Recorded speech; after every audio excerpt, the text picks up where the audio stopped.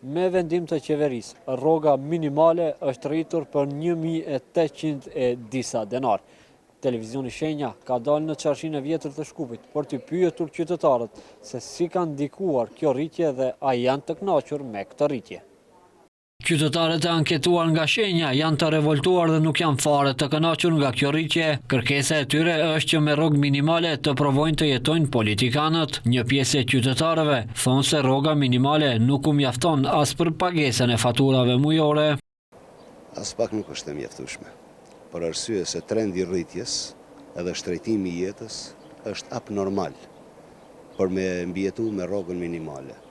Le dalin ato njëherë, qeveritarët tanë, le t'jetojnë njëherë me rrogën minimale, ta shohin çfarë jetë jetojnë ata të cilët posedojnë jetë, do më thonë me rrogë minimale, të shohim se ata do të dakordohen. E në rast se atëherë ato të dakordohen, atëherë qenë ka normale.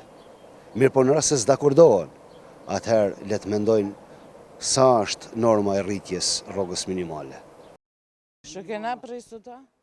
Çfarë do të bësh me to? Jo çfarë do të blesh? Nëse ke 2 fëmijë të vegjël, çfarë mund të blesh me ato para? Qumësht apo ndoshta ushqim? Asgjë nuk mund të blesh, le të japin ata nga rrogat e veta për skamnorët. Sipas qytetarëve, rritja prej 1.800 denarësh është një shumë qesharake nëse merrem parasysh se faturat e energjisë elektrike janë rreth 30.000 denar.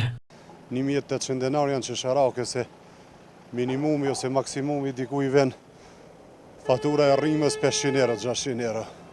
Ku janë tjerat?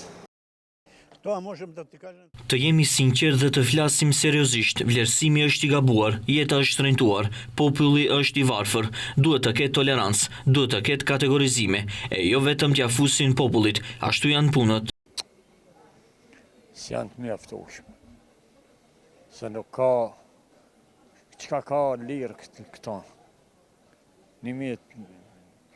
1.800 dinar, çka merr? Rrima vën për një muj, 7.000 dinar, 8.000 dinar. Çka të bëjë?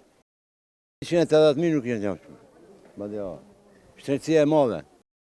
Kujtojmë, në seancën e 63 të qeverisë u shqyrtua dhe miratua informacioni për përcaktimin e pagës minimale për vitin 2025. Duke zbatuar kriteret e përcaktuara me ligj, paga minimale për vitin 2025 ka shënuar rritje prej 2.685 denarësh në shumë bruto, përkatësisht 1.812 denar në shumë neto.